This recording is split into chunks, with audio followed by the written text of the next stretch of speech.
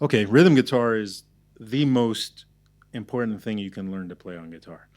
Even you're going to see me tonight, right? I'm going to solo all night long. I will still play rhythm guitar more than I play a solo over the course of this night, because that's the way music works. And especially if you want to make a living, you have to be able to play rhythm guitar. Now, I was lucky as a kid to have some musicians in Florida who were very tough on me, but also knew what they were doing. They knew that I had talent and they wanted to see me become better. So they would be mean.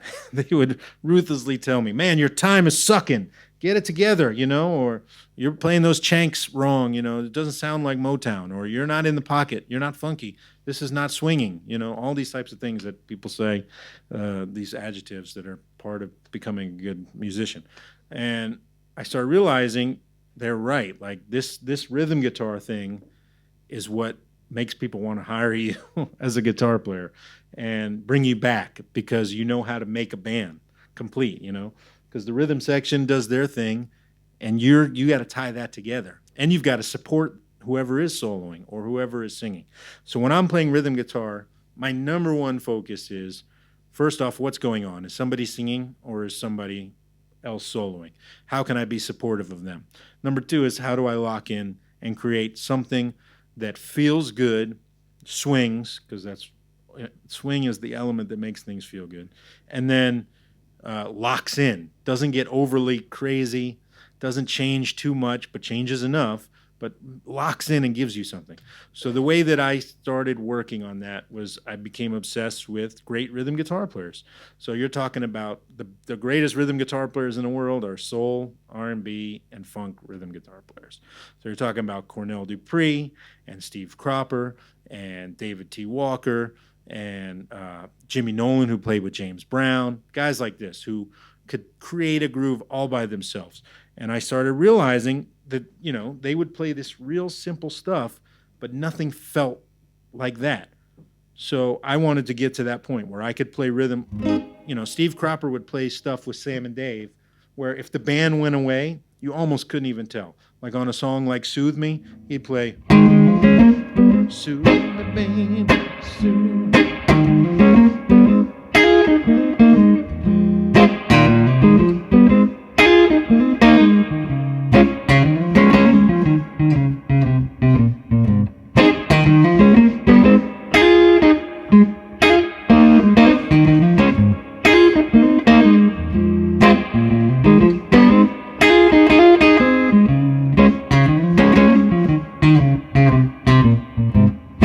Right? Like it just has to feel, it has to feel that good, you know?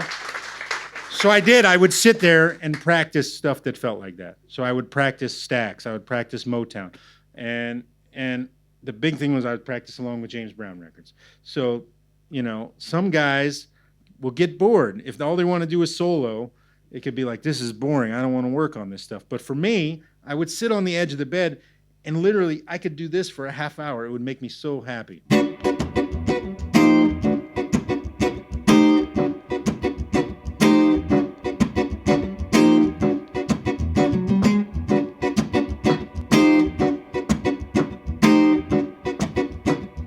Right? And you would start to find your pocket. And that's what makes things feel good is the pocket. And so I started studying these guys. And then I would notice these similarities between the guys that I liked the best. So Steve Cropper would play, a lot of that stuff was rhythm and lead almost at the same time. He would play.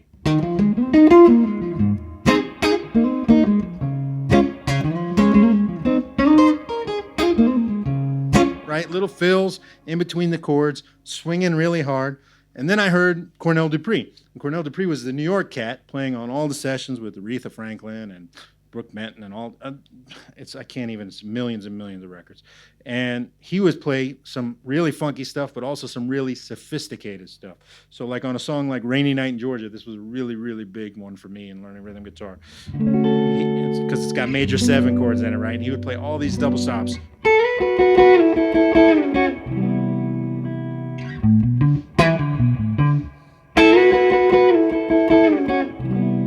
So here comes the verse.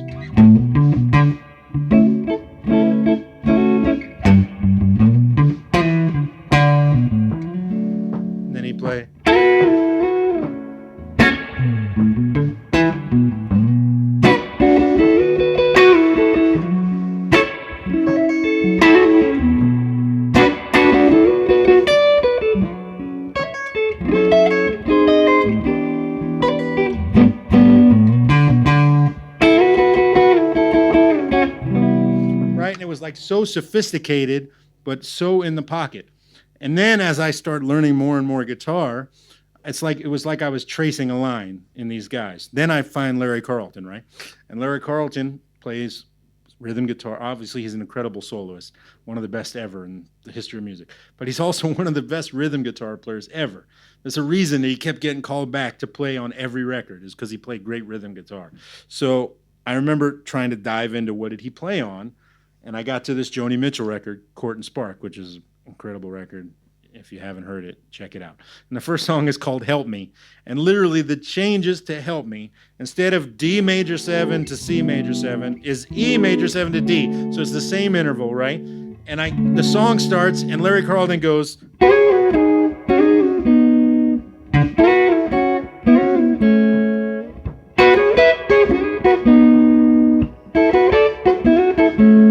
I was like, oh my God, that's Rainy Night in Georgia. He just took it up a notch, right? And he starts playing this.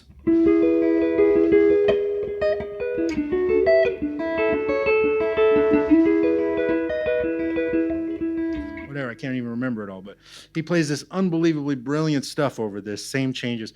But it was obvious he was listening to Cornell Dupree. So that's how my mind works. I just start working on this stuff and making a line between all these guys, trying to figure out, why does this feel so good? Why does this feel right? Same thing about Motown. It was like when I first got to LA, that was one of the only things I could count on to pay my bills, was I knew if there was a Motown type session, I might get the call, because I started to get a reputation for being good at that. Because I knew if somebody wanted Motown, that meant you don't even have to tell me what to do. I'm going to come in there and immediately play. Right? And then on another track, I'll play.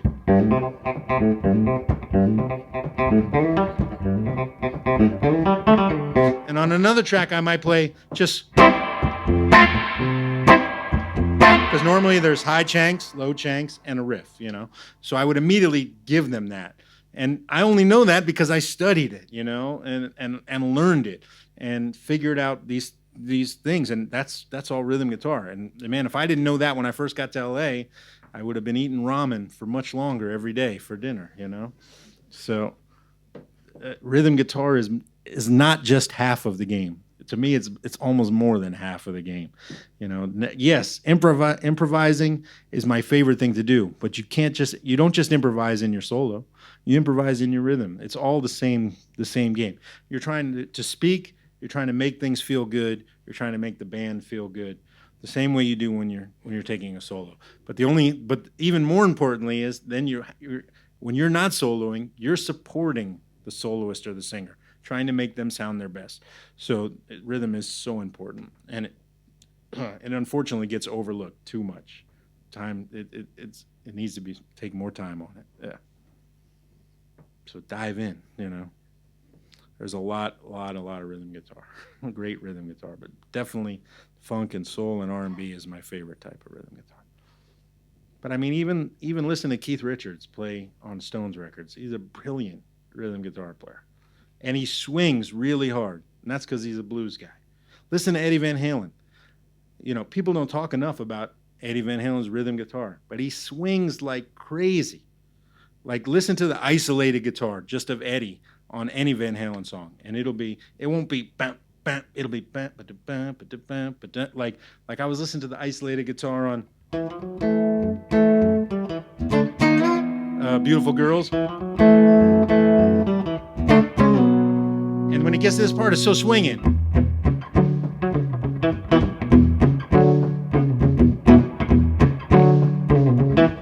And I heard just the guitar by itself, and I was like, man, this guy's killing. You know, everybody knows he's the greatest. You know, he changed guitar, and he's a great soloist, but his rhythm playing was equally as inspiring, you know. And that's a